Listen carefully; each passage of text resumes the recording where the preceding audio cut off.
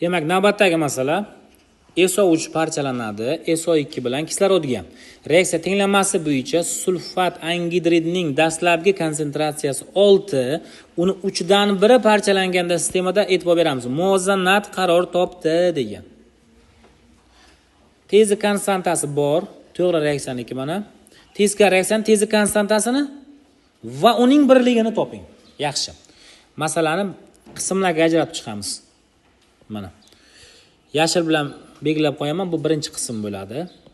Mana tenglamasi bo'yicha sulfat angidridning dastlabki konsentratsiyasi 6 bo'lib, uni 3 dan 1 parchalanganda sistemada muvozanat qaror topdi. Bu masalan birinchi qism bo'ladi. Faqat shu qismga e'tibor beramiz hozir. Hozircha qolganiga qaramay turamiz. Faqat shu qismga e'tibor beramiz. Yaxshi. Birinchi qism deymiz buni. Birinchi qism bo'yicha ishlaymiz hozir. Endi ikkita SO3 parchalanadi, qaytar jarayon ekan.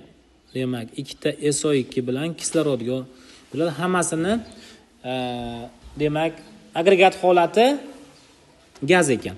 To'g'ri reaksiyaning tezlik konstantasi K1 bizga necha deb aytilgan? Bu keyingi shartga ekan. Endi dastlabgisi 6 mol taqsim litr, mana dastlabgi dedim 6 mol taqsim litr. Qancha reaksiya kirishdi degan masalaga qaranglar. 1 taqsim 3, ya'ni 3 dan 1 qismi. 6 da 3 dan 1 qancha bo'ladi? 2. Yaxshi. 2 mol taqsim litr reaksiya kirishdi. 2 mol taqsim litr SO3 dan reaksiya kirishsa, SO2 dan ham 2 hosil bo'ladi, kisloroddan 1 hosil bo'ladi. Yaxshi. Demak, muvozanat qaror topdi. 6 dan 2 ni ayiramiz. 4 2 1. Yaxshi. Muvozanat qaror topdi. Hozircha birinchi qismi bo'yicha ishlayapmiz. Faqat mana shu yashil qismiga e'tibor berish kerak. Endi bizada muvozanat holda konsentratsiyalar ma'lum va shu konsentratsiyalar orqali topish mumkin bo'lgan muvozanat konstantasi ham ma'lum bizga. Demak, SO2 ni kvadrati kislorodni birinchisi SO3 ni kvadrati bo'ldi. O'rniga qo'yib chiqamiz. Ya'ni 1 birinchi mana 2 ni kvadrati 1, bunisi esa 4 ni kvadrati ekan. 2 ni kvadrati 4 bo'ladi, 4 ni kvadrati 16 bo'ladi. 4 ni 16 ga bo'lsak 0.25. Mana km qiymati bizga kelib chiqdi. 0.25 ga. Ana endi masalani ikkinchi qismiga qaraymiz. Agar men sariq bilan belgilayman, to'g'ri reaksiya tezlik konstantasi K1 qiymati aytilgan bo'lsa, tezkor reaksiyaning tezlik konstantasi va uning birligini toping.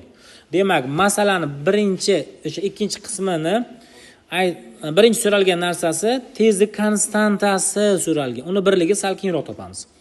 Xo'sh, endi masalani mana ikkinchi qismi. Masalan, ikkinchi qismi Km tenglik bilamiz, mana Km tenglik K1 taqsim K2 bo'ladi. Yaxshi. Km qiymati necha bizga? 0.25, to'g'ri. K1 1.6 10 darajasi -4. K2 necha topamiz shu yerdan? K2 ni topamiz shu yerdan. Demak, K2 tenglik deymiz. Xo'sh. Demak, 1.6 10 darajasi -4 ni bo'lamiz nechiga? 0.25 ga. Bu bizga 6.4 bo'ladi, 10 darajasi -4 bo'ladi. 6.4 10 darajasi -4 kelib chiqdi. Masalan, bitta qismchasi bajarildi. Endi uning birligini toping deyilgan. Endi e'tibor beramiz. Mana bu qismga e'tibor beringlar. Mana bu joyiga mana. Km ni topish uchun biz nima ish qildik? E'tibor bering. SO2 ni kvadrati, kislorodni birinchisi, SO3 ni kvadrati. Yaxshi. Demak, molyar konsentratsiyalarini ham shu tartibda olamiz. Mana SO2 ga tegishli bo'lgani mana mol taqsim litr, shuni kvadrati e'tibor beringlar. Kislorodga molyar konsentratsiyasi mol taqsim litr edi, shuni birinchisi bo'lingan mol taqsim litrni nechinchisi bo'ladi SO3 ga? Ikkinchisi bo'ladi. Mol taqsim litrni kvadrati, mol taqsim litr kvadrati qisqarib ketadimi? Mol taqsim litr kvadrati, mol taqsim litrni kvadrati qisqarib ketadi. Aytgancha bu yerda nima ham bor? Molyar muvozanat konstantasini birligi emas, tezlik konstantasini birligi edi. Tezlik konstantasini birligi. Men bu yerda o'zi muvozanat konstantasini topdim. Muvozanat konstantasini birligi mol taqsim litr bo'ladi. Lekin bizga bu narsa so'ralmagan ekan. Bizga tezlik konstantasini birligi. Buni o'chirib qo'yaman. Bu shart emas hozir. Tezlik konstantasini birligi so'ralgan ekan. Yaxshi.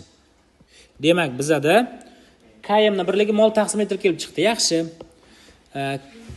Endi mana bu qismini bo'yab qo'yaman. Mana e'tibor beringlar. Ya'ni km ni topishimiz uchun nima qildik biz? K1 ni K2 ga bo'ldik. Endi shu yerdan K2 ni topish uchun nima qilamiz? K2 ni topish uchun K1 ni nimaga bo'lamiz? Km ga bo'lamiz. Yaxshi.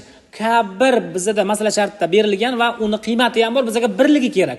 Birligiga e'tibor beringlar, nima ekan birligi? Litr bo'lingan mol ko'paytirilgan nima? Sekund. Buni bo'lamiz biza km ni birligi. Biza km ni birligini topdik. Mol taqsim litr ekan. Yaxshi. Endi buni bilamiz. Kasrlarni bo'lishdan ma'lum. Xo'sh, demak teskari aylantiramiz. Ikkinchi kasrni ko'paytirishga o'tkazishimiz uchun litr taqsim mol sekund ko'paytirilgan litr taqsim mol bo'ldi. Ana endi qisqaradiganlar bo'lsa qisqartirishimiz mumkin ekan. Qisqaradiganlar bo'lsa qisqartirishimiz mumkin ekan. Xo'sh, litrni kvadrati bo'ladi. Litrni ko'paytirsak, suratga mahrajga edi.